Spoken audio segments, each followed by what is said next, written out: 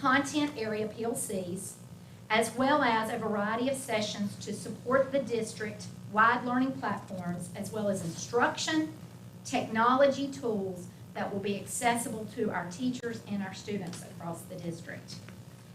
The curriculum department is currently planning an optional virtual summer symposium for our teachers to get some of this professional development underway prior to their return on August 12th.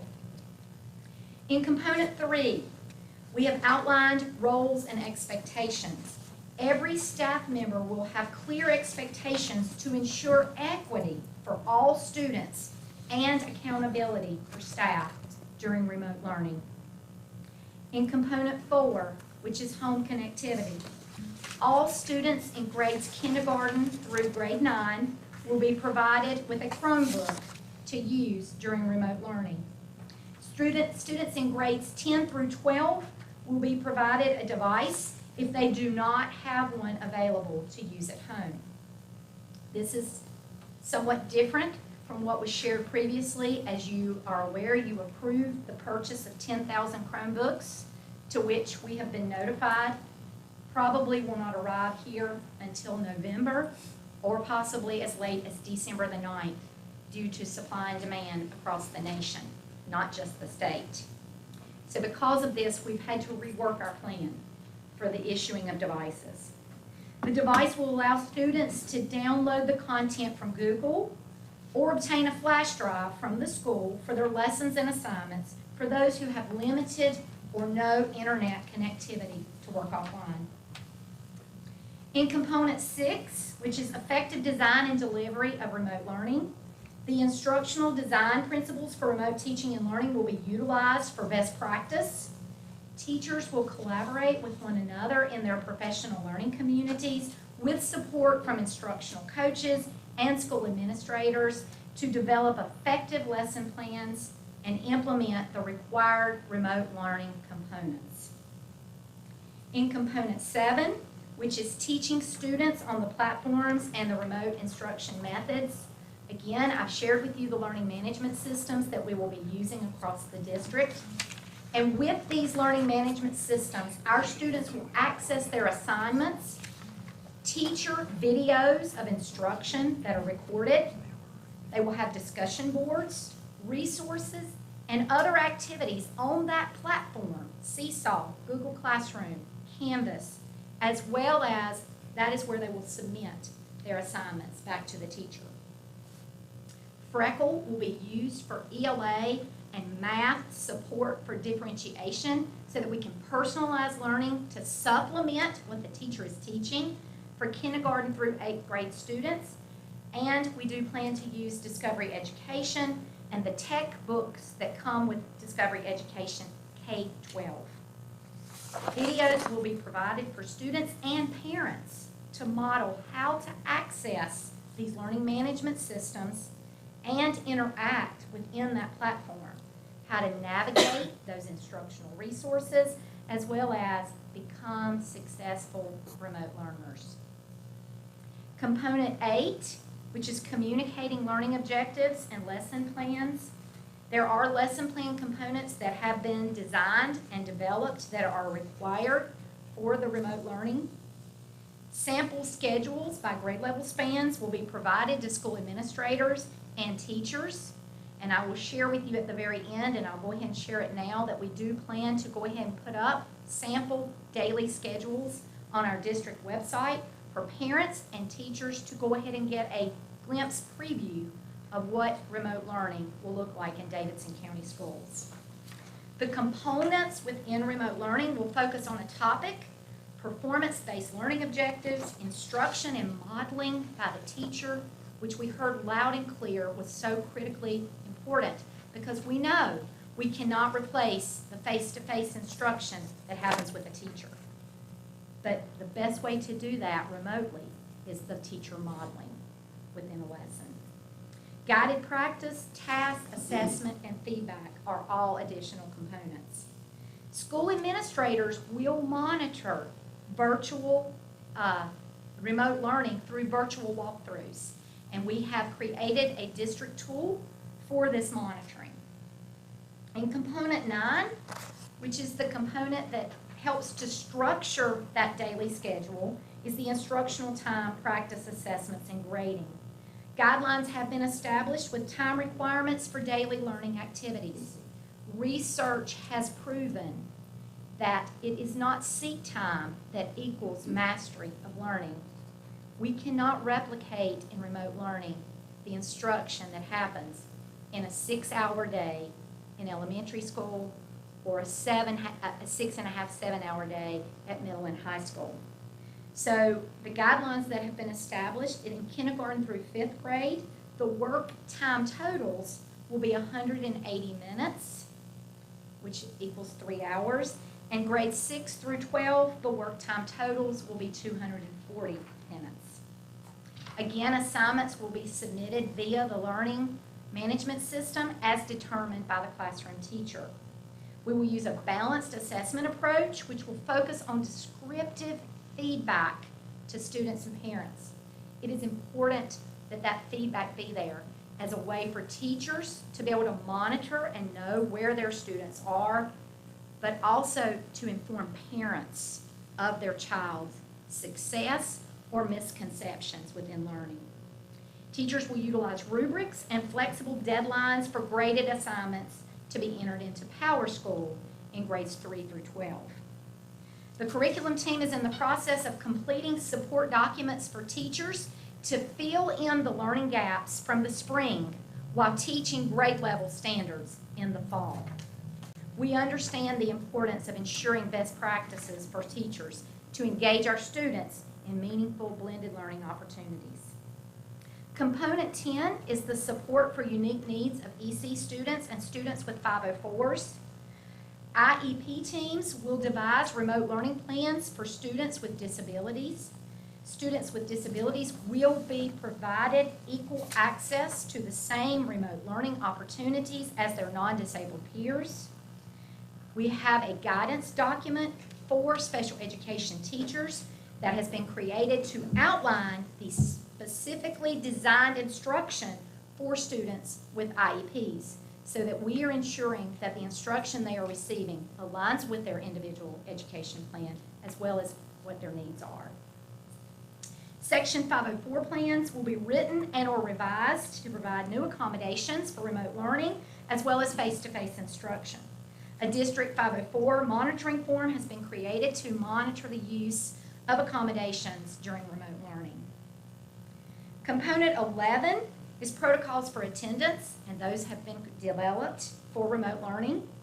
Component 12 talks about communication procedures, and as I shared previously, we know how critical the communication must be between parents and teachers and students. That has to be a top priority. Component 13 is a technology support. Davidson County Schools will support with a help phone line for parents and students for tech issues, or we will also have a help desk available by email for after hours so that they can email their concerns or issues they're having with devices or even with the platform. Media coordinators and school ETMSs will support students and parents with issues throughout the day, in addition to individuals from our IT department. Component 14 is the support for ELs, AIG, and students in transition. Our EL staff will be trained to navigate and scaffold lessons within the learning platform. Teachers will use online tools such as Google Translate and Microsoft Translator to help our students understand their learning management system and how to access their content. AIG specialists will work with the cluster teachers alongside, and they will be co-teachers with those cluster teachers to provide extension to the curriculum taught remotely. AIG specialists will work in small groups with our students to extend and expand K-3 content and nurture those advanced learners in those grade levels. Secondary AIG specialists, as you're aware, we have one in middle and one in high, will work and collaborate with teachers to enrich, enhance, extend, and accelerate the learning in remote coursework at the middle and high school levels. And our social workers will serve as the school contacts for our McKinney-Vento students. They will reach out to students who were unhoused in June to help facilitate re-identification if appropriate. Component 15 outlines our limitations. And as I have shared, one barrier in Davidson County is internet connectivity. That limitation is evident for some of our families in our county. Online assignments can be uploaded into Google and downloaded onto the device while a student is at school, in our school parking lots, accessing public Wi-Fi, or connected to any Wi-Fi, even a hotspot. And students will be able to work on their assignments offline. We are also exploring options of utilizing flash drives to provide equitable access during remote instruction for students and families with connectivity limitations and the use of hotspots. Component 16, which is remote learning strategies for families. Our schools will conduct virtual Meet the Teacher events at the beginning of the year to share expectations and resources for remote learning. Parents will be provided infographics and/or videos to support understanding of learning management systems and how to complete and submit assignments, which we know was very confusing in the spring because there was no time to prepare for that. Communication and support will be ongoing throughout the year for all of our parents, students, and families to meet their needs. Component 17 is the impact on pre-K and college and career promise. Unfortunately, I cannot share a plan with you tonight for our pre-K students because the state has halted that information, canceling our webinar that we had planned for this week because those plans are not readily available by the state to share with us. So at this time, it is uncertain how our pre-K students will begin the 2020 school year.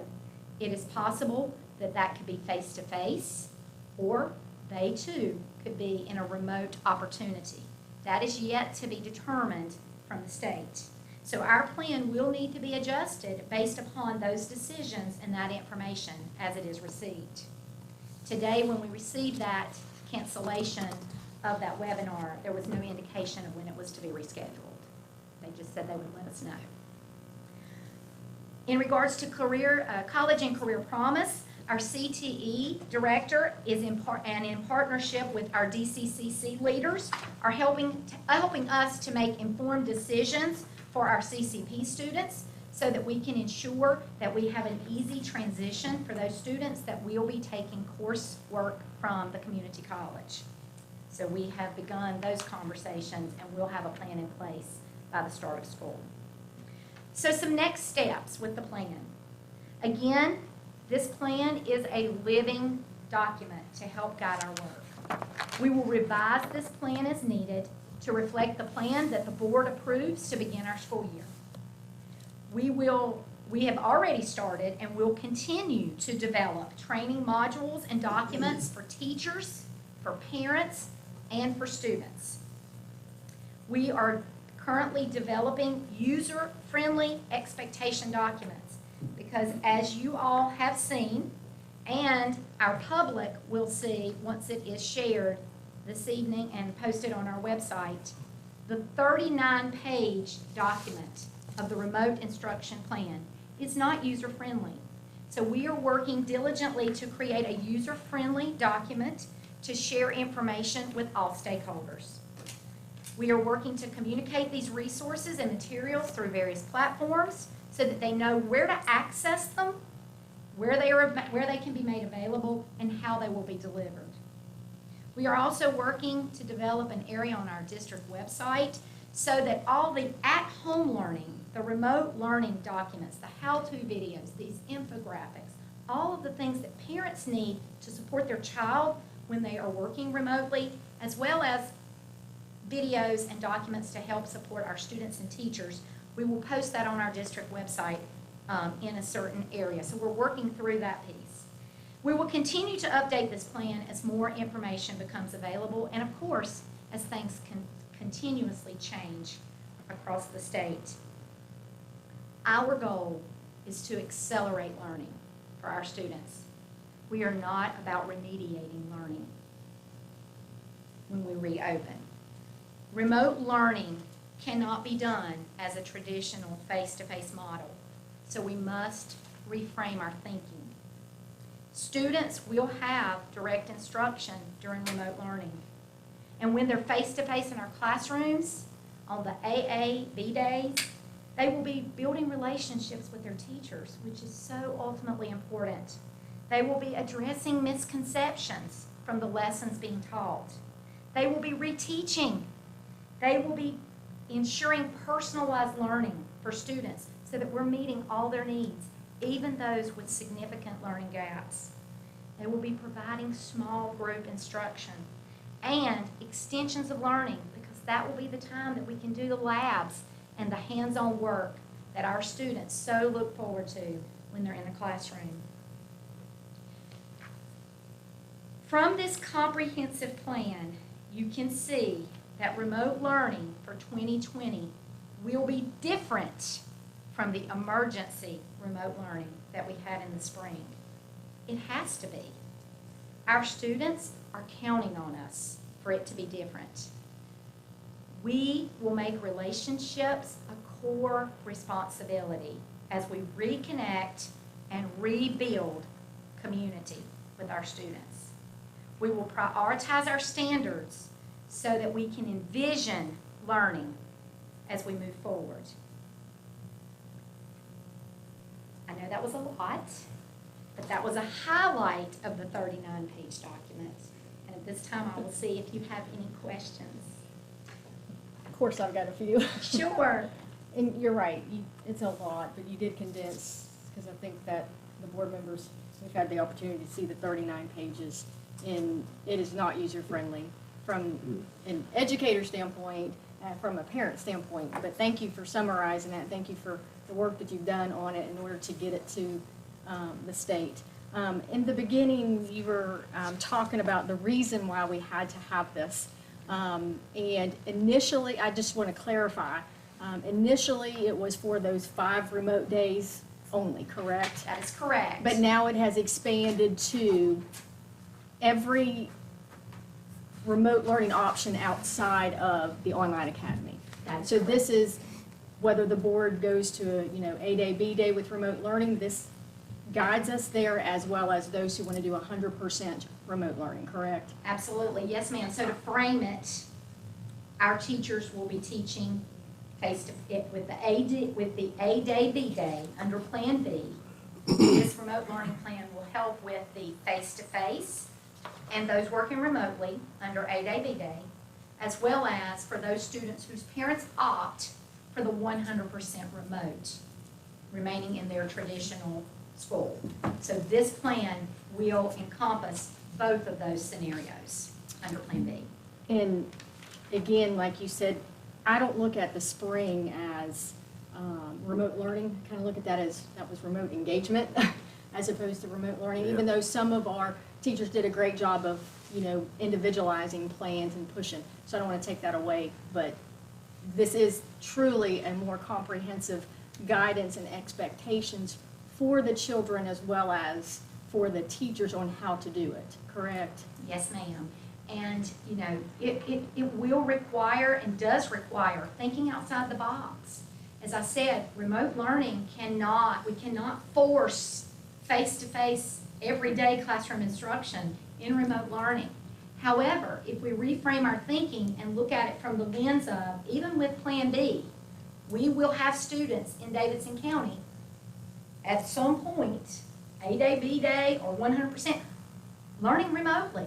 So we start with remote learning and we work backwards down to the face-to-face, because that's when we will only have 50% of our students in the classrooms with the teachers.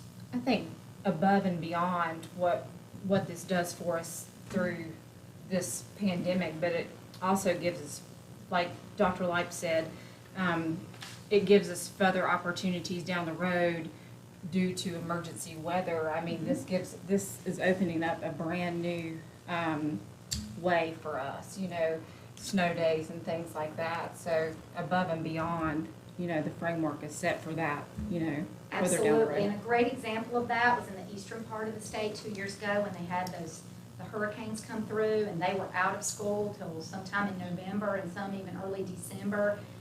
This remote learning plan could clearly be implemented if we were out a week due to snow or, God forbid, a hurricane hit us in the fall. Right, you never know. That's right. In the beginning, you were talking about all the different sites. As a parent, you know, I hear that Seesaw and Google Classroom and Canvas, which you know, and so as a parent, when I hear those things, if I wasn't as familiar, such as a kindergartner, first grader, or, you know, even someone who's just not as familiar with those resources, I start to get, you know, stressed out. What is all that? Especially, I'm not tech savvy. So we're talking about, we're going to help our parents, and we're going to teach our parents how to navigate this, so that way they're not frustrated and emailing the teacher with frustrations like we probably did back in the spring. Absolutely. We will have how-to videos for parents. We can do live virtual sessions that we can allow parents to register and attend. You know, we can set up a link, put it on our district website. Parents can register to attend some virtual sessions with our digital learning coaches on these learning platforms, as well as sometimes it's helpful. Some folks like paper copy, they like the paper pencil copy. So with infographics that give step by step with photos of what it looks like with directions, we will have those resources and documents available as well on our website, and do plan as we issue devices to issue those documents as well. So there'll be one for students, so that students know how to navigate. Then there's a set for parents, so parents know how to navigate. I have a quick question in regards to this support for students with IEPs and 504s. Do we have any type of idea what it will, you know, IEPs contain PT, OT, speech. Do we have any idea what that will look like? We have worked diligently since the spring to ensure that we can provide related services through teletherapy during remote learning opportunities.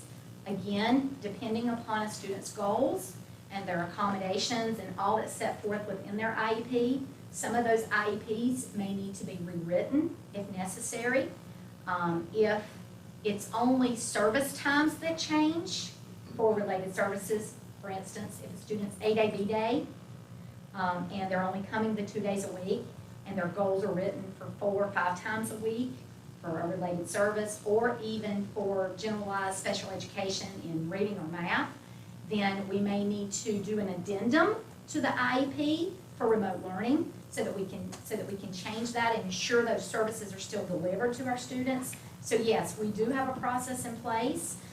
We have also created documents for our special education teachers so that they can document service delivery with students and the amount of time when that is being offered remotely and not face-to-face.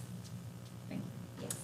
Yes. I think maybe 2 or 3 more questions, I apologize, but just, we're talking about training for the parents, but we also know that even though our teachers are using this, we have some new teachers who come in, and we may also have some teachers who are not as comfortable using the technology. So we're going to provide them training? Yes, ma'am. So while we have the 3 weeks of professional development training going on right now that started Monday. Which is extra for them. I mean, that is just something on their own that they would decide to use. That's That not is mandated. correct. That is just an offering for them. That is correct. On their learning management system based on the grade levels that they instruct. And that also includes special education teachers, ESL teachers, AIG, reading and math specialists across the district. Everyone has the opportunity to go ahead and sign up to take this professional development training now within this 3-week span, but that will continue to be ongoing because we continue to hire new teachers. We have beginning teachers that do not even have emails set up yet. So we will continue to offer training to our new teachers In offering this training, right now we're offering 2 levels. We have a beginner level for each platform, and we have an advanced level for each platform. We have some teachers that are choosing to sign up for both. They want the beginner level to get in. They want to work with it in over a period of time, and then they've registered to attend the 3rd week for the advanced level because they want to know all the different tricks and trades within the platform and how to navigate it so they can be effective with their students. So we will continuously offer that even into those work days. We will have it readily available as well, and into the school year. And in addition to that, we will continue to offer ongoing training in regards to the tech tools that can be utilized within these platforms. And having said that, it kind of brings me to the question or the what we're hearing is typically we have additional work days for the teachers in the beginning of the school year, but because of the state's requirements and changes, our teachers are now coming back just a few days before, so their planning days are shorter, correct? That is correct. Typically, teachers have 5 work days prior to the start of school. And this year, the state is only providing them 3. So we start August 12th, which is a Wednesday. School starts on Monday, August 17th. So there are only 3 days this year. So yes, teachers have lost 2 days at least. And I think our calendar originally had 6 days because I think we even had Friday the 4th on our original calendar that was board approved back in February for teachers. So yes, teachers have lost significant time in the classrooms preparing and planning and attending professional development as part of their teacher work days. And then my last question is, you talked about, tech support and having somebody readily available after hours for tech questions and things of that nature. And we also talked about office hours for teachers, which I think that is a great idea because, I want to be respectful of teachers' times as well. And we can't expect them to be available 24/7, even though some of them would be. We can't expect that. So having said that will there be a distinction that is clearly made to the parents of this is who you're calling after hours, or this is who you're emailing after hours? So I would hate to have Mr. Kuntz's department get a lot of emails or questions that they can't answer, and then the parent get frustrated. But I also want to be protective, so to speak, of the teacher's times too, because having established office hours, that is in many occupations. You have those established office hours, and that's when you can reach them. And I think that, even though teachers are very accommodating, we need to be protective of that.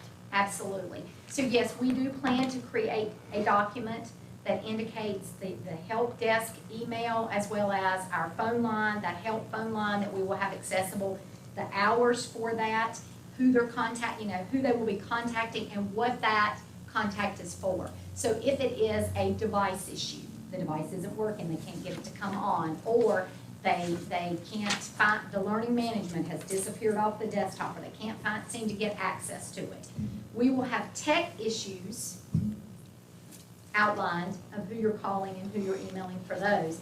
And then if it's curriculum or instruction or lesson or don't understand the assignment, of course, we don't want that to go to our media coordinators or our ETMSs or for IT. We want that to go to the teacher. So we'll clearly outline who to call for different issues. So we'll make that very clear. We're also going to provide guidance to our media coordinators and ETMSs on what they can create to share with parents of students in their schools, so that they know that they can provide that opportunity for when they call them and what they're able to help them. And they too can set up and establish office hours and times to be contacted. The IT department, are they just rotating? Are you all just going to rotate shifts? I've identified who will be taking care of those hours, after hours for those calls. Okay. And we are rotating that. It's a huge undertaking with lots of logistics. And having said that, I wouldn't want to discourage a parent to send an email. We don't expect teacher engagement, after hours all the time, so to speak. Correct. And I will say that the parents and community members that were part of the stakeholder groups, they shared that multiple times. No one expects a teacher to work 10, 12 hours a day and to be on call continuously, because we know teachers need their family time as well. So, that was very apparent. We appreciate that, because you're exactly right. We want to protect their time, their family time, also. Thank you for doing this.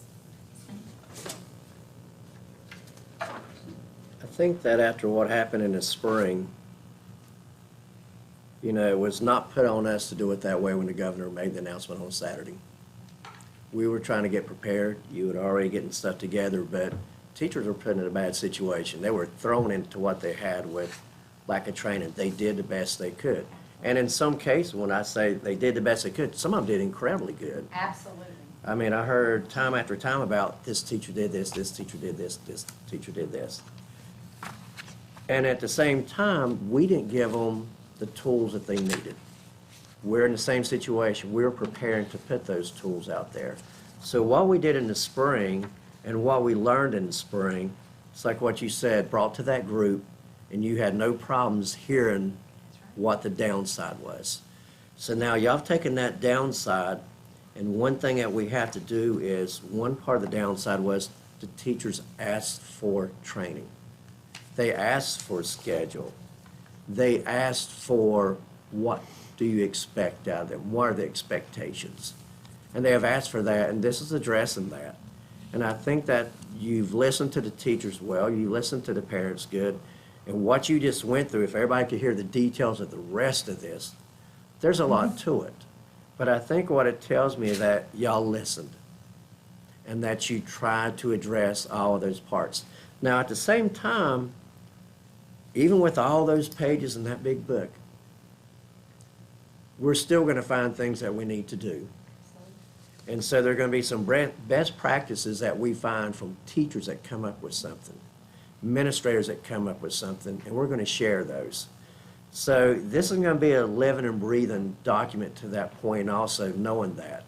So at the same time, it's like I had several people saying, hey, we don't want to build this airplane as we're flying it. But we're going to a degree. We're going to make it better as we're flying it. So the thing to me is that y'all have addressed a lot of it. Nobody's been through this before.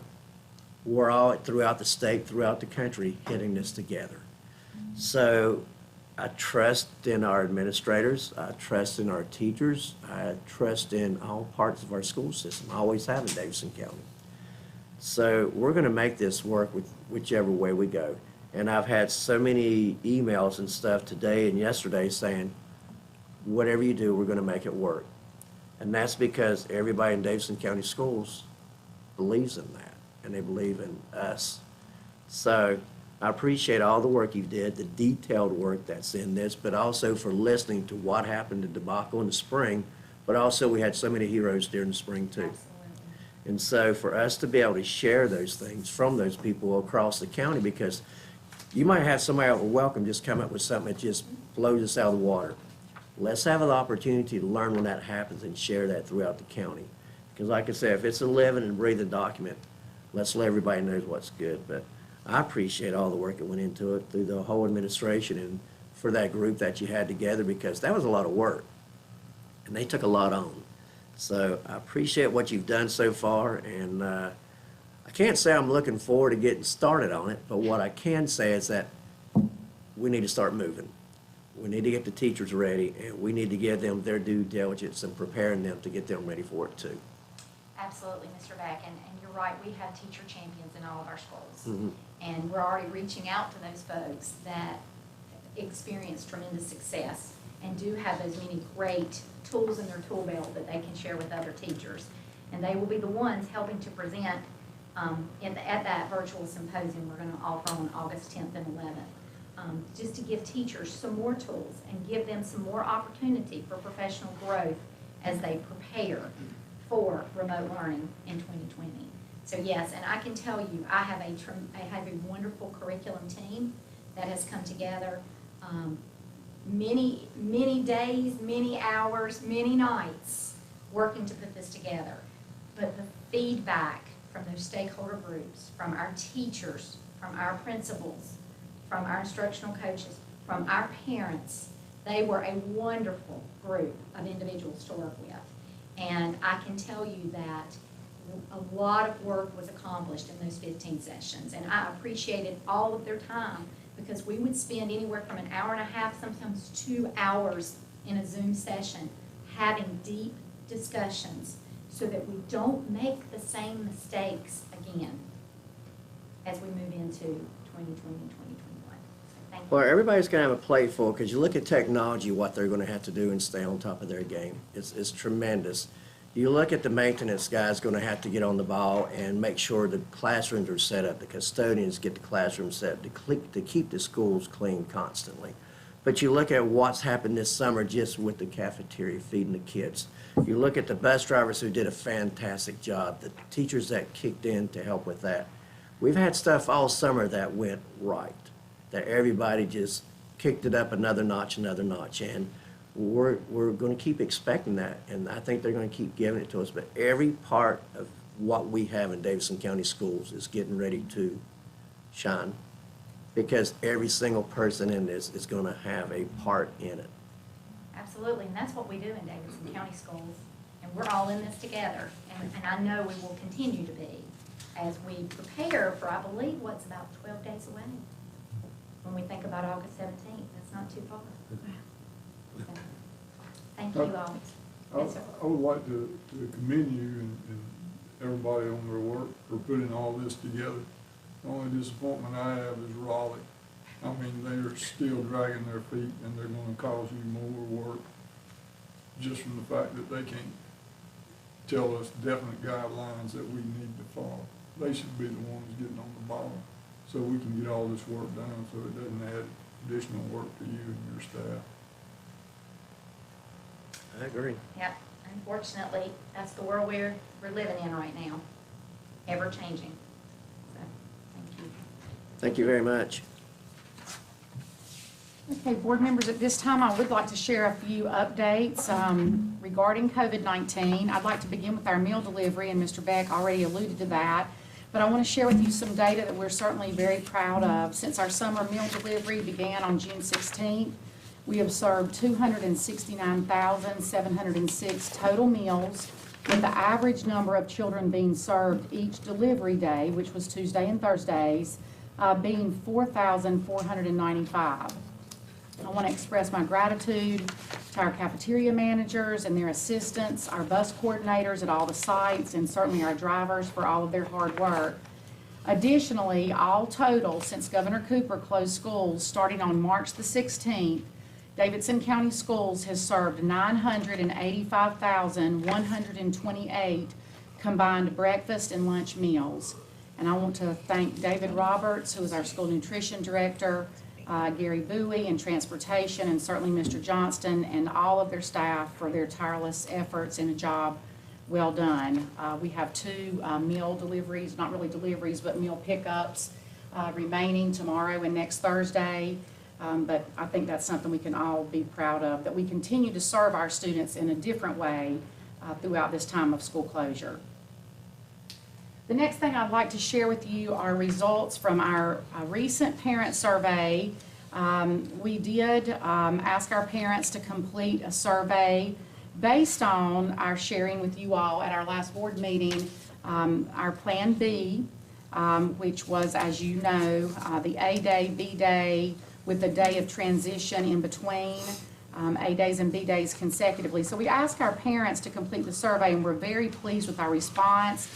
We've had more than 50% of response rate, 10,150 responses to be exact. And of that 10,150 parents that responded, 72.8% have indicated that they will send their children to school under Plan B with the 2 days of consecutive instruction with the 1 remote day in between. As you have heard tonight, and we are aware of the directive from Governor Cooper that we would allow 100% or offer 100% remote instruction in addition to our planned Plan B. We're up to 20.7% of the students surveyed to this point indicate that they will participate in 100% remote learning through their assigned traditional school for a total of 2,104 students. And remember, we have about 8,000 families that have yet to respond. So, and this is all in addition to what Ms. Limley will share with you momentarily of the interest and the contracts that have been returned for the online academy. So with only a little greater than 50% of our parents and families responding, we have already over 2,000 indicating that they would like to participate in the 100% remote learning. And so we, should additional parents and families indicate that they would like to choose that option, that could reach 4,000 students, which someone's going to have to instruct. And whether that be our classroom teachers that the students are already assigned to, or whether that be additional teachers that principals design and plan to offer the instruction within their buildings, that's 4,000 students that we will have to reach in that way, which we can do. But again, part of later discussion tonight about the time frame with training. At this point, I'd like to ask Mr. Lowell Rogers, who's our assistant superintendent, to share staff return to work survey results as well as review specific information related to human resources. Good evening, board members. On Tuesday, July 14th, with the help of our communications department, a survey was distributed to each of our employees, and it was scheduled to close this past Sunday, July 19th. A total of 2,324 surveys were sent to get feedback from all of our staff, asking about their level of concern and their intentions to continue with Davidson County Schools for the 2020-2021 school year. The goal of this survey was to gather concerns from our staff and feedback relating to our reentry plan, and approximately 74% of our staff responded to the survey. The survey, or the results, showed that about half of our staff have a raised level of concern, with staff selecting either concerned or very concerned, while the other half selected either somewhat concerned or not concerned at all.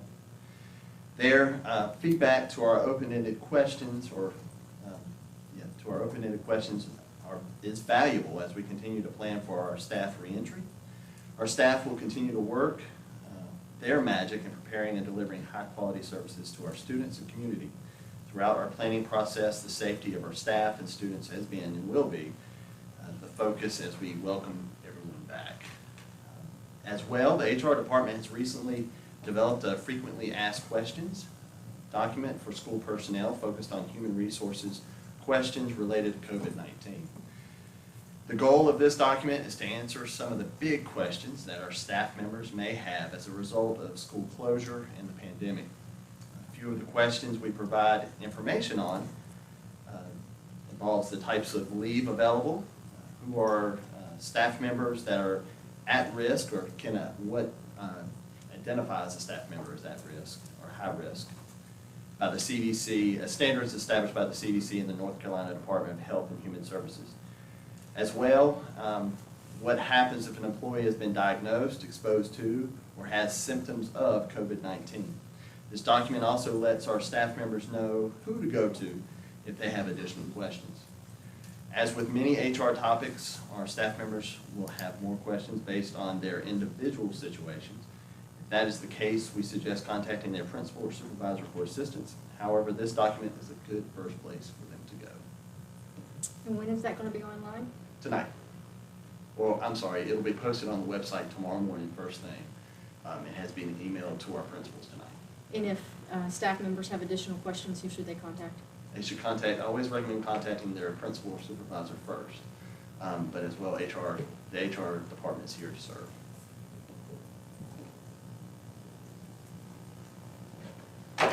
Thank you. Thank Thank you, you. board members. Board members, at this time, I would like for Ashley Limley, who is the principal of our new Davidson Online Academy, to provide an update for your information.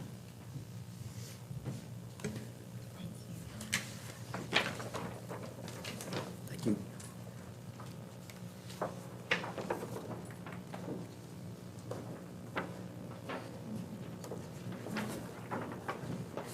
All right, these are Thank you for having me again.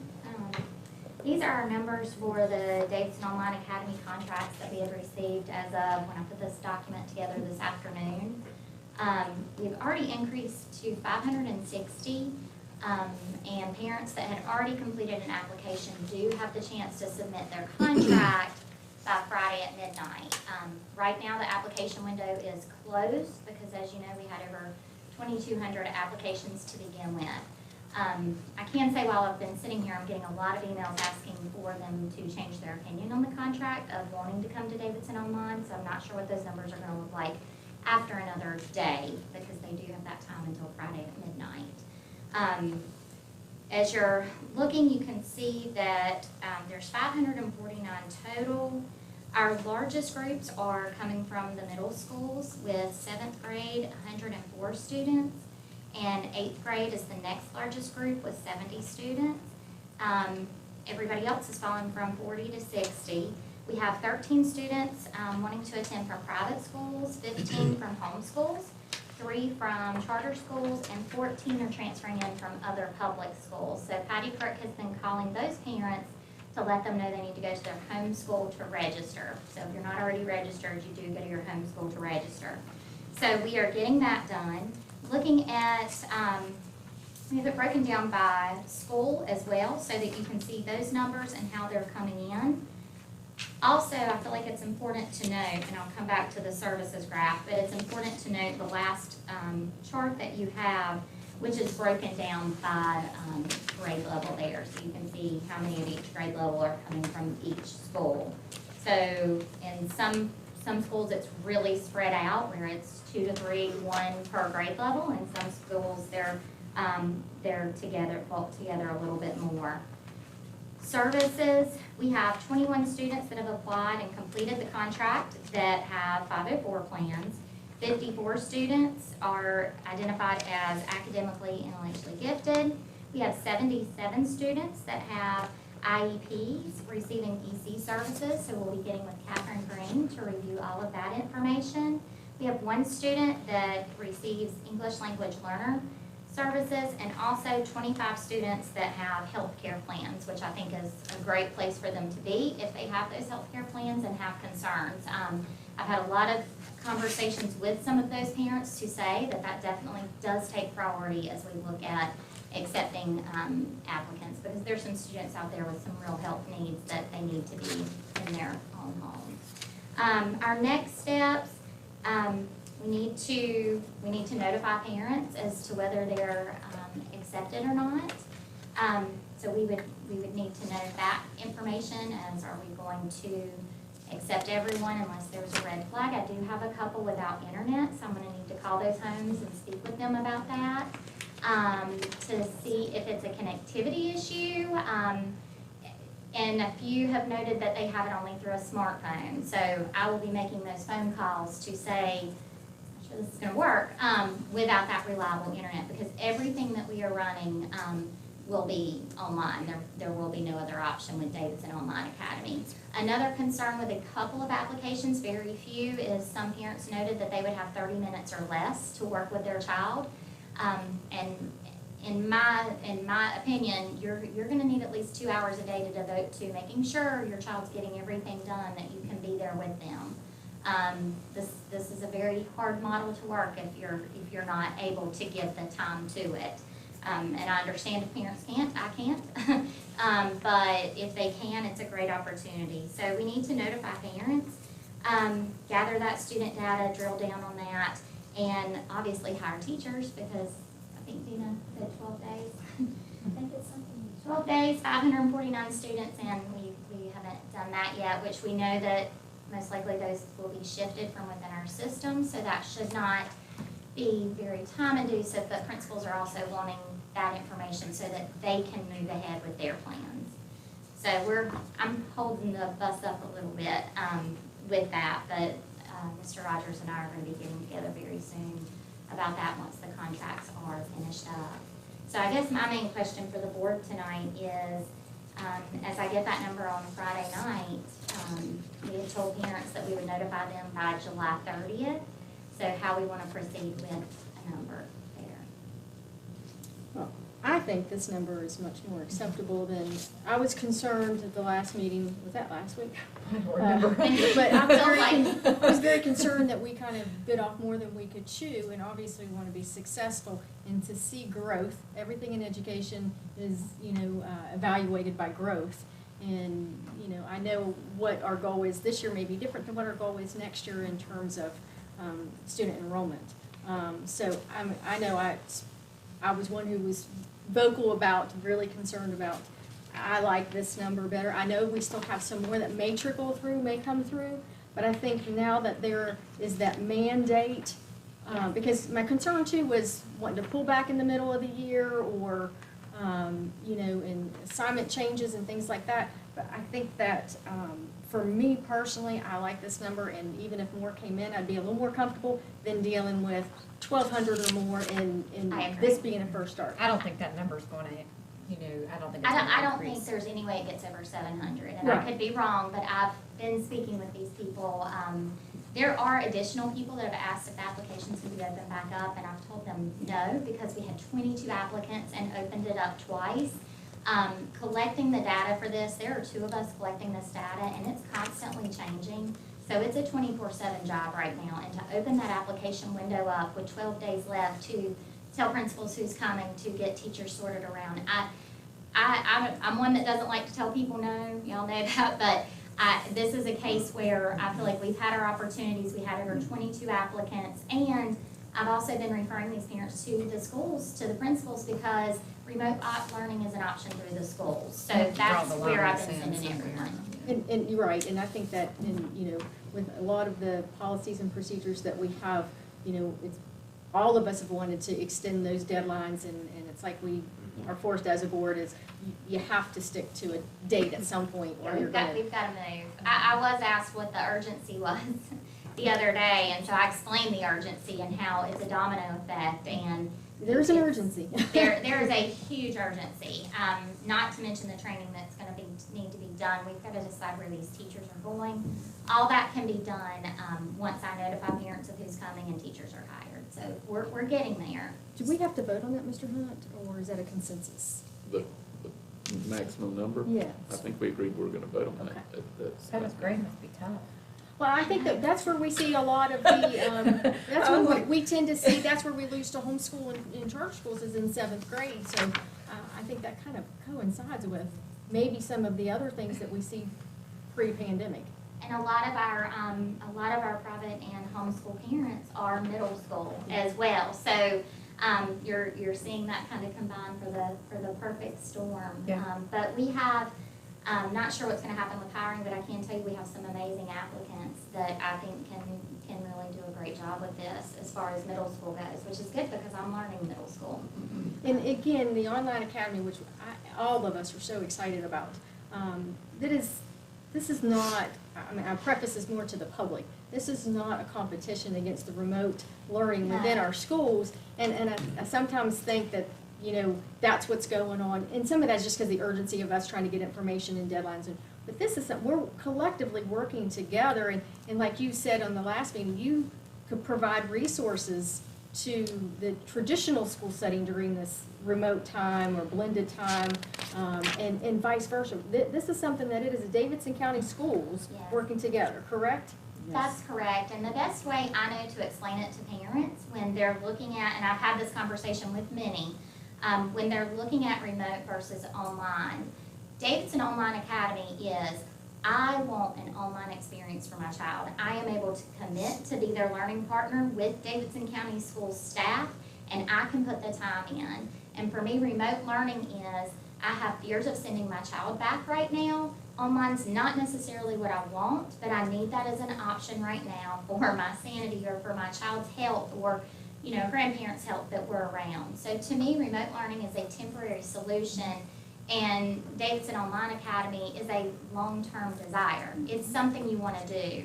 And I think that's where we saw so many to sign the contracts right away when they came out.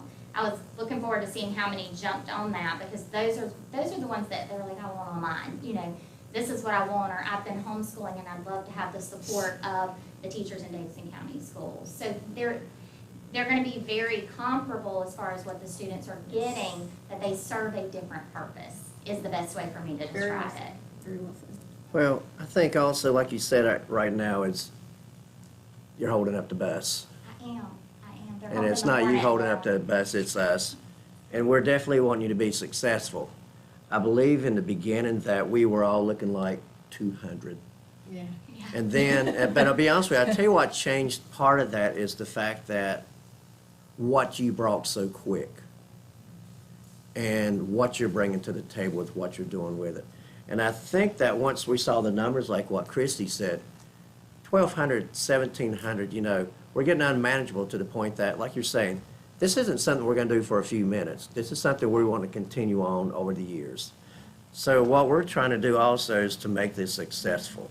But I think part also what we're looking at, we do need to look at tonight. And, you know, I'm like you, if you're going up to 700, I'm comfortable with that. But, you know, we're wanting to make sure that you're comfortable with that number also so that you have a lot to do in a hurry I and to pull am. together. I'm comfortable. That's comparable to the school size I'm used to. That's just a little larger than Southwood. When I was at Northwest Elementary, we were very close to that number. I think that's very manageable. When I start looking at the services, I spoke with Tamara Holcomb this week about our 504 needs, and we feel like that's a very manageable caseload number. Again, I'll get with Catherine Green about the individual students that have IEPs, because we want to have conversations with parents and IEP team and make sure that that's good. AIG of 54 students, that's typically one teacher about, right?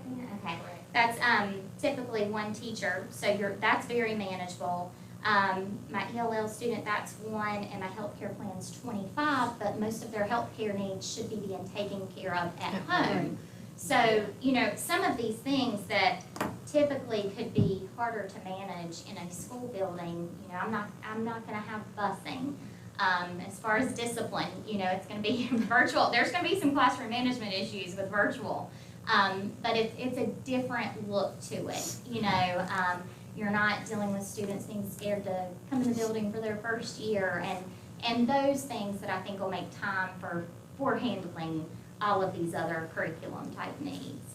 So that 700 does not scare me in any way. 2,200 made me a little nervous. Okay, so in order for you to start giving the acceptance to the parents, we need to give you a number. So at this time, we really need to look at, somebody needs to make a motion for a number that we can give and make a vote on. Do you think that you're gonna have, I mean, because the deadline is off, so, I mean, you said you started at 549, we're up to 560 in terms of contracts. Do we know how many contracts are out there? There are, I believe there were this afternoon around 800 that we had not heard back from at all. That does not mean, That, yeah, I mean, I know I didn't reply back. yes, and some parents, yes. And we've marked it though when I've spoken with a parent. Yeah, okay. But I think there's some that just, they didn't read all the way through to see that there was the decline form. Okay. So I don't anticipate in any way that number is gonna go up that high. I say 700 would be out there. I don't think it's gonna hit that high. Now, I don't wanna be sitting though at 7:05 on Friday night at midnight. And, you know, so if we could have some Little buffer, leeway, yeah. kind of if you think, I mean, You have how many right now? 560 at this moment. And then you have, how many contracts out there you said? 800. That have not said yes or no? They just haven't responded back. And we've sent the emails twice. Yes. So I think there's a handful out there waiting to see what the decision is tonight. If we get, I mean, could we do like 800 as an absolute max? And if something crazy happens, I can get with you guys Friday? What? I'm fine with 800. I think that's a good buffer, and We I'll can make- handle 800. I'll make a motion to cap the online academy at 800 students.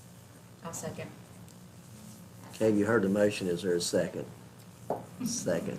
All right, any other questions about it or comments, or Ms. Limley? I'll update you guys after, Thank I you. daily update you, everyone, but, you'll get I'll update the board after, I get the data together from Friday at midnight. I probably won't be sleeping, so never know what time things will go. All right, We're all the so, same. so we got the motion for having a Davidson Learning Academy to be capped out right now at 800. And there's been a first, and there's been a motion for a second. Do I have a positive vote? 5-0. Thank you very much. Thank you. Thank you for all your work. And board members, the only thing I'd like to add is we do have information on our district and all of our school websites if parents still have confusion between the remote learning that is offered at the individual school sites versus the online academy. I know there were still some questions about the differentiation, and we have an infographic that's very simplistic, but then there's also a link to a much more detailed document that does explain the differences between the options. I think So, that's the holdback of some of the contracts. possibly. That's good to have We're that waiting out to see there. what we were gonna do. Explanation. I agree with that. I think people are just trying to keep their options open, Okay. Options are good. and you can't blame that. Okay. Okay, board members, at this time, I would like to offer some background before we talk about the back-to-school options. You do have some information regarding the public school reopening guidance. To begin, on June the 8th, Governor Cooper provided the Strong Schools North Carolina Public Health Toolkit, which was developed by the North Carolina Department of Health and Human Resources, and all of their guidance is based on CDC recommendations. So as part of this, we received both requirements and recommendations, every district in the state, for creating 3 plans. One, Plan A, which focused on minimal social distancing. Plan B, which would be moderate social distancing, and which we were told in the beginning that that would be no more than 50% capacity of every classroom. And then Plan C, which would be schools closed for students. As part of that initial guidance, we were told that Governor Cooper would make a decision on or before July 1. That was the target date for when we would receive the information regarding which plan schools would reopen. On July 1st, the governor did not make the decision, but assured us the decision would be made soon. And 2 weeks following, on July the 14th, Governor Cooper did announce his decision that schools in North Carolina could open under Plan B, which is moderate social distancing, but he also added that any student could choose 100% remote learning, which is essentially Plan C, at their home school, or in fact, that districts could elect to open completely under Plan C. So this new development required us as a district to review the plans which had already been developed. And quite frankly, our Plan B was shared with you all on Monday night, July 13th, the evening before his announcement was made. So Plan B for Davidson County Schools, which was developed by a task force, was shared with you. And while the task force explored numerous options for a Plan B start, including an A day, B day with alternating day option, an A day, B day with consecutive days with a transition day built in on Wednesdays, as well as an A week, B week option. We surveyed the task force as well as all of our principals and other stakeholders, and the survey largely pointed that the A day, B day consecutive option was favored. And primarily, the reason that we heard for this was that many who were part of that task force felt that students needed to be in our buildings at least one day, one or more days each week, and they did not want to go with an A week versus B week option, which would indicate that some of our students would not be in our buildings at all on their off week. So as part of our plan, A students would attend in-person learning on Monday and Tuesday and participate in remote learning Wednesday, Thursday, and Friday. And then the students in Group B would participate in remote learning Monday, Tuesday, and Wednesday, and then attend in-person learning on Thursday and Friday. We detailed that students would be assigned to A day or B day based upon their last name, and that if siblings were assigned to different days due to having different last names or due to being at different schools, elementary, middle, or high, parents can request that all siblings be assigned to the same day by contacting his or her school. For any week that the school calendar calls for less than 5 instructional days, such as the week of Labor Day, for example, the remote day and the teacher planning day would become A day or B day so that we could maximize in-person instruction for those students on those weeks. Students in adapted curriculums, our life skills students and OCS programs, it is our intention that those students will be provided opportunities should their IEP team decide to attend in-person instruction more often than their non-disabled peers, as well as we would communicate to all parents on at least a monthly basis a clear calendar indicating the A days and B days to provide clarity for our parents. So that brings us to July 14th. As part of our governor's announcement, there were changes to the directives that had not been discussed prior to this announcement. And Dr. Coley detailed a little bit of that tonight in her presentation. One addition was that masks were to be required to be worn by all students in grades kindergarten through 12th grade, and that was a change as before. The requirement was for students that were 11 years of age and older, as well as all staff members and essential visitors. But the most significant additional requirement was the offering of 100% remote instruction for all students K-12. And this announcement came to us on July 14th, and which was clearly less than 30 calendar days and about 17 work days between that and our teachers returning. So I would like to offer 3 options tonight, all remaining with the Plan B that was presented to you on July 13th.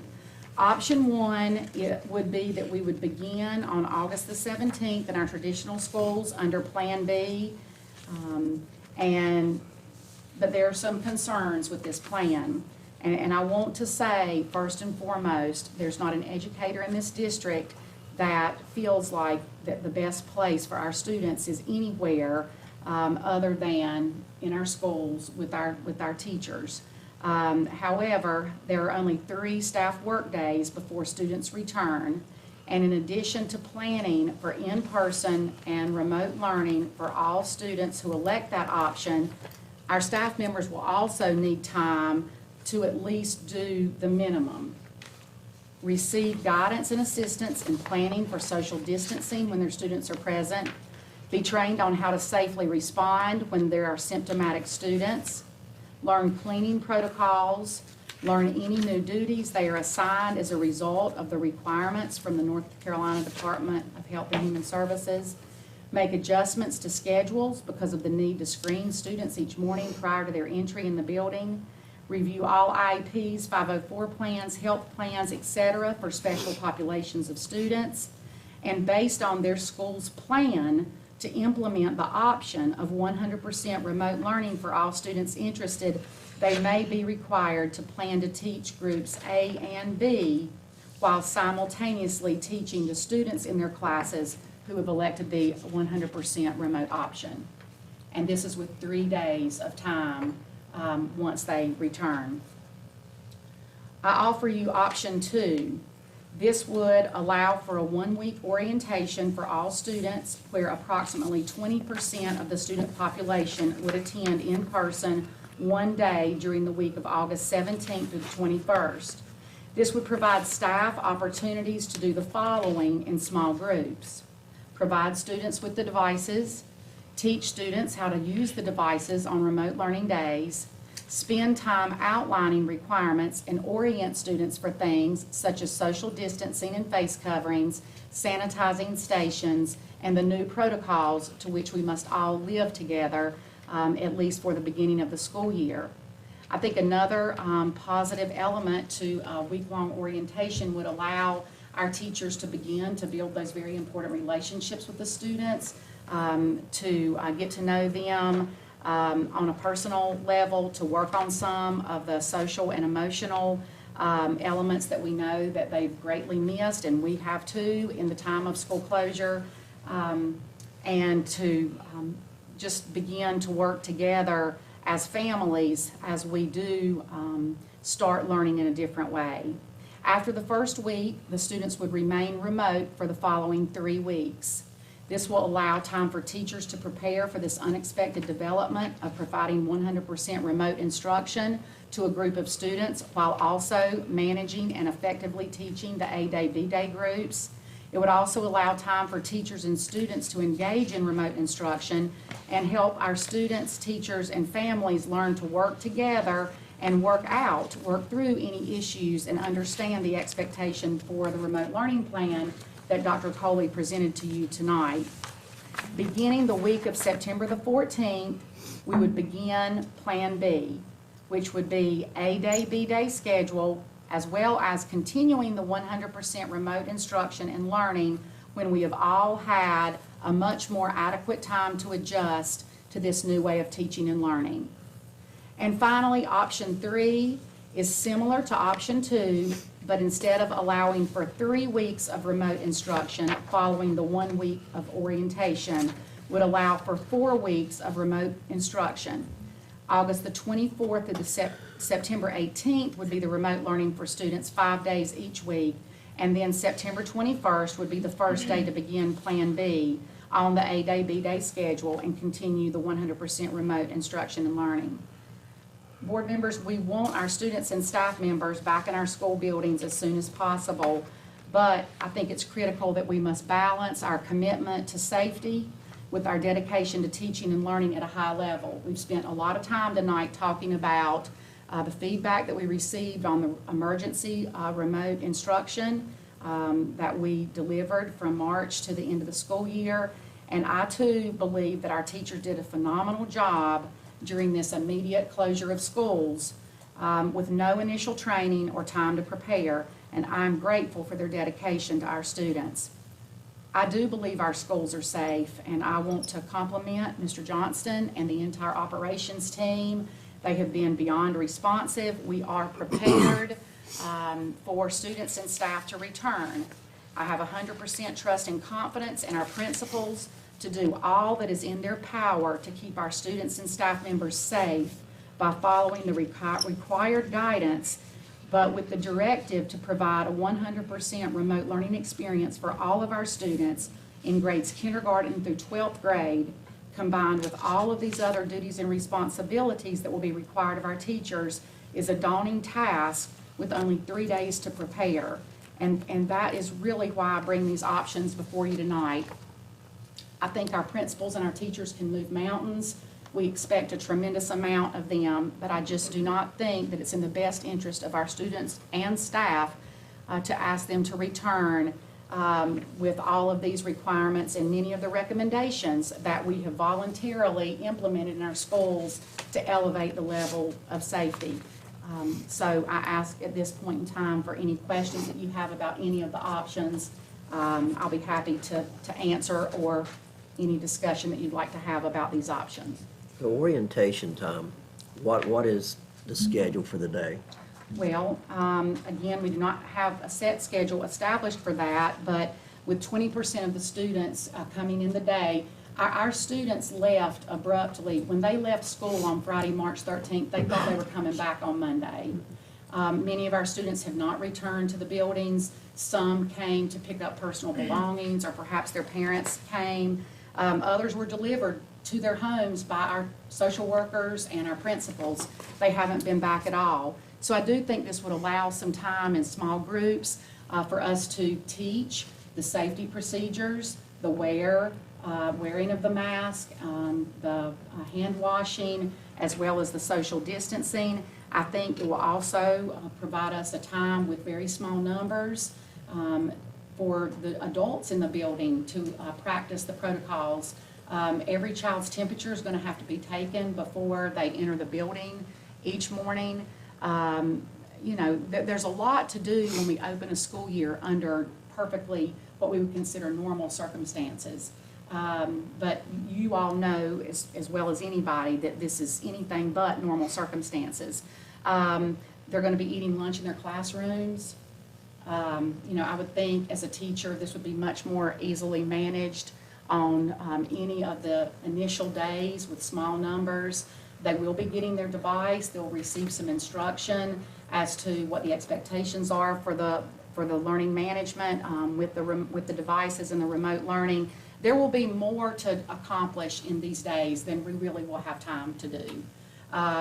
But we will give it our best shot. I cannot support a plan, should the board, and I know this isn't up for consideration, but I can't support a plan that would begin remote learning without bringing our students back into the buildings first. Many of our teachers haven't been back to the school building as our buildings have been closed all summer long without an appointment for the principal. So I think our teachers need time to reacclimate themselves as well. If it's at 20%, that could potentially be a very low number, right? Yes. So, Be 5 or 6. wait, what do you do if you have, I mean, I guess we don't really need to ask this tonight, but what do you do if you only have 2 in a classroom, 3 in a classroom? What's that teacher gonna do all day? And I don't mean it like what can the students expect from the teacher to do all day? I don't mean what's the teacher gonna do all day. What's the Right. students, because that is we're not used to that. Would that open up the door for a kindergartner's a parent to be able to bring to the classroom? At this point in time, due to safety reasons, we are not going to be able to allow visitors to the classroom. And again, we will do that in the best, way that we possibly can, because I do know that's a very special time. But again, like I said, we've got to balance what we have to accomplish with keeping our buildings as clean and safe as we possibly So can. even though if the board would go towards an orientation week, Mhm.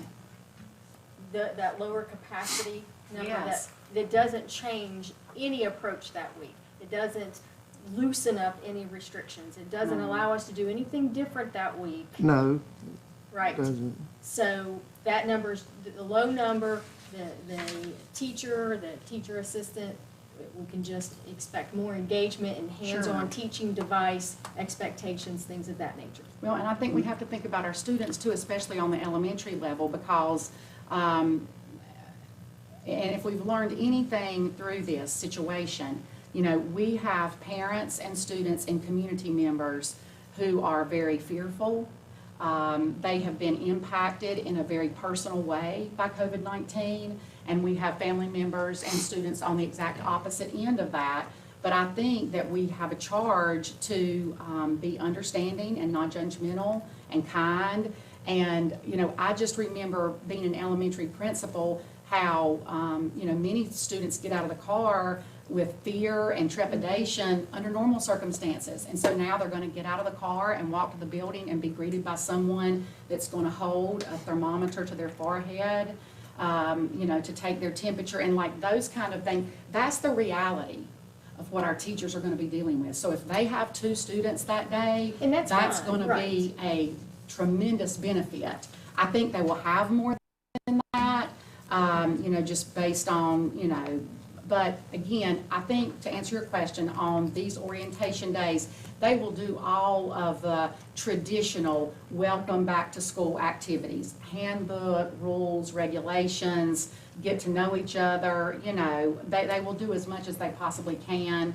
But I just think that we're going to have to focus initially, as important as academics are, and we are a high achieving school system, and I have extremely high expectations for academic achievement. But this first week has got to be focused on building relationships and a return to school in the most safe and positive manner that we possibly can offer our students. I think it's critical. Well, I think another part of it is too, which I've heard throughout quite a few teachers, the fact that they need the time to start introducing the future of education, what the possibilities are. It's like I said, if it snows and we're home for 3 or 4 days, there's no reason for those 3 or 4 or 5 days that they have their device at home that we can't move forward. But I've heard from a lot of teachers saying, we need that time to talk to them and introduce this concept to them of the possibilities of maybe what will happen. I'm kind of like Chrissy, I understand what she meant too, is that that's a lot of time for a few kids, but it's not the fact that, or they're going to get bored. No, it's just the fact, what all can they get in during that time, and also what kind of collaboration could happen during that time also. But there is a lot. I mean, if you had me for trying to bring me in as a second grader doing technology, you'd be with me all day. But it's just the fact that, using the time, but also giving the teachers time to start saying, this is how this is gonna work, so they're not afraid of it later on. When they're gonna expect that, oh, we're home for 2, 3 days, instead of being out in the snow all day on your sled, it's gonna be, it's a possibility you're gonna be inside doing some learning. I want to say something real quick too for the people that are watching that are wondering what we're up against as a district with teachers and principals and you all. I encourage everyone to go onto that Strong Schools Public Health Toolkit and take a gander at it and see what we're up against, you know, on a day-to-day basis, and everything that our school leaders, our teachers, and everything that's going to have to be done, the things that they're going to have to learn and overcome. I mean, it's extensive. And we've learned that some of the things that was released to us on July 14th, when we inquire more in terms of trying to get a better understanding of what this means, we're getting a different story that maybe we assumed there was. And so which brings me to, can you please address the masks? That has been a little confusion in the community. I think that, with most emails, and as a board, we have gotten a tremendous amount of emails from students, teachers, principals, parents, and welcome that, and I think we've all read those and can appreciate that I think all of them say, if we return to school, what is the masks like? What are the expectations from the kids' standpoint as well as the adult standpoint in regards to masks? Sure. And you're exactly right. We did receive some contradictory information, as the information has, number one, changed. And then in the various documents that we've received from North Carolina DPI as well as the North Carolina Department of Health and Human Services. And we have reached out numerous times to ask for clarity. The latest that we have heard, and I did share this on the school message today, is that masks are to be worn by all students in grades kindergarten through 12th grade, as well as staff members and non-essential or essential visitors to the school at all times, inside, outside, on the buses, in driver's ed cars. Now, there is an option for mask breaks. And again, I know that our principals and our teachers will handle this in a very positive manner, but safety has to become first. And I just think that we have to learn new procedures. I mean, we don't wear hats in our school buildings, and for now, we will wear masks. And there was a little bit of debate about if you're outside and can safely socially distance with the 6 feet of physical space for a consistent amount of time, that would be an appropriate place for a mask break. But I think there was some misinterpretation that as long as students wore masks into the school building, into their classroom, once they were seated, but that is not the clarification that we have received, and we have received that in writing. Are there medical exemptions? Yes, there are medical exemptions. We will require a doctor's note from our students that do have a medical exemption. And those medical exemptions are for our staff members as well as our students. Certainly, masks are not to be worn when students are participating in strenuous exercise, and then, of course, when they're eating their lunch. So, Dr. Light, for clarification, after the week of orientation between August the 24th and September the 11th, I know that we probably said it, but I don't remember hearing it. Are teachers and teachers' assistants, are they going to be required to be in the classroom through that period yes. of remote learning? Yes, and I did not say that, so thank you for asking. Yes, there is, again, I don't know how many times I can say it, there is so much work to be done so that we can ensure that we provide the quality of instruction that we are about in Davidson County Schools.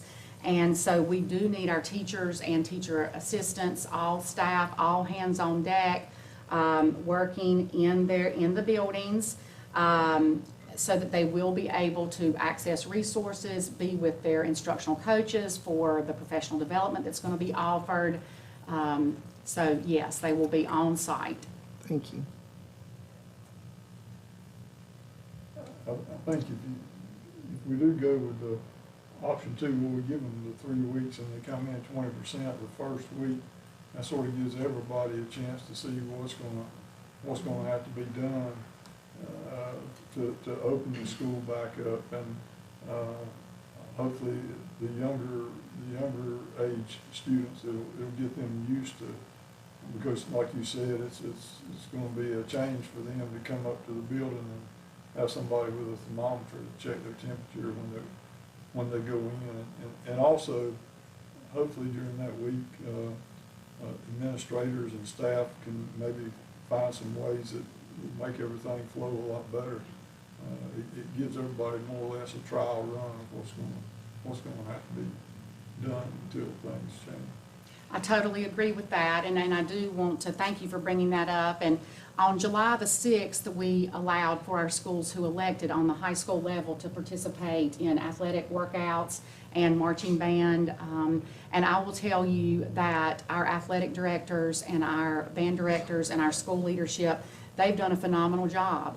And they did a great job with the communication that went out to parents and families. Our staff visited on days 1 and 2.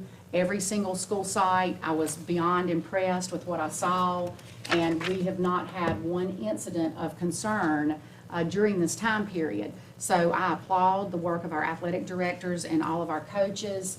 Again, they will be a great resource for us, and that was part of what we thought in making the decision, that this would be a way that we could begin to implement some of these requirements as well as recommendations, and they've done a great job.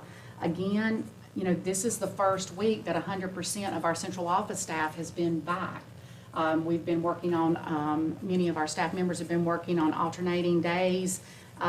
We've got to get back into our buildings, and we've got to learn how to operate efficiently with the new protocol. So absolutely, and I just think to start slow and to start small, it is my hope that then will allow us to get back together sooner, again, more safely, so that ultimately we can all be back together face to face. I have personally struggled with trying to figure out what I felt was the best way to educate our kids. And because I'm so passionate about our kids being educated and not being left behind, that this has been overwhelming. But I think that you all have done an excellent job of advocating for your teachers in terms of the preparation. And I personally have come to the conclusion that the best way to educate our kids is going to be to support the teachers and having their tools to make this successful. We can't be like the spring. I mean, even if we did our best job, we can't be like that. And I do worry about our kids being left behind just because of the differences amongst the counties and the states. And we'll catch up at some point in time if we continue to move forward expecting excellence. But I do believe personally, and I'll put that on the table, that I want our kids back in school. I truly believe that we need to provide a safe environment to the teachers, to the kids. The kids are our future. I don't want any of the kids getting sick. I do believe that this is a huge parent decision as well, and they should have a say-so in what they feel is right for their kids, because every family is different, and we need to respect that. But I will just go ahead and throw out that I do believe we need to give the teachers adequate time to prepare. Safety is not something that I feel that we lack on. I feel that we are top-notch in our safety, and I think we have been. I think that giving the tools to our teachers right away is what we may lack on, if we have them go right back on August 17th with kids in a blended situation. So I personally like the option 2 modification. That's my opinion. I'd like to hear from, obviously, the rest of the board, but providing the teachers with adequate tools to be able to get our kids educated, because to me that's what we're here for, is to educate our kids. Okay, do you want to put that forward as a motion so we can second it and bring it up for discussion? I mean, I certainly can. Okay. I certainly can. I'll make a motion for option 2, which is first week of kid and teacher orientation, followed by a blended remote learning AB with the return of kids, with the start of kids to AB on September the 14th. Okay, we have a motion for option number 2. Do I have a second for this Second. motion? Nils made a second. Okay, at this point, questions and comments? I mean, I would have to agree with what Christie said. For me, I don't think there's any replacement in what Dr. Coley said and Dr. Light. There's no replacement for those kids being in that school. And with knowing all of the materials that Mr. Johnston has got and is able to clean our schools every day, I think we are probably as safe as any environment that staff, students, anybody can be in. And I think by going with this option 2, like I said earlier, it gives them a trial run the first week. They can get any kinks worked out. The teachers can get up to speed on all this stuff that has been thrown on them here within, I mean, since, the last thing we got was the 14th. And like I said before, we're still waiting on more stuff to come in. Hopefully that Raleigh will finally decide on exactly what they want done so we don't have to keep changing. But I think that gives the teachers adequate time to learn all of this. It's putting a lot on them to learn. I think that gives them a lot adequate time to get that in and to be ready to start on the 14th with kids coming back. I agree. I think our teachers and staff and administrators, they have to be comfortable in order for our kids to have success. And we can't fail our kids. If it takes a little bit of a warm work in, for a couple weeks, then that's what we need to do. And I think that you said it best yesterday. This is preparation. This is preparation. Philip? Most definitely, you need the preparation time for something that we've never done before. It's still uncharted territories, even though that we did the remote in spring. It's completely different. It's completely different now. This is, what our teachers are stacked up against, with learning how to teach this remote curriculum that Dr. Coley and her team have worked on. It's nothing like the spring, and our parents need to understand that, I think, my word since March has been grace, and we all need, to give and to show grace, and give them time to be able to prepare to give our children the best, because I know that no one, we all want the best for our kids in Davidson County Schools. And if this is the plan that will give us the best, then that's what we need to do. 'Cause I think we're going from survival mode to educating now, and that's where we're getting back into. Any other comments? Okay, we've had a motion for option 2, and made by Christie and second by Neil. No other comments? I vote for positive for this. Thank you very much. 5-0. Thank you. Thank you.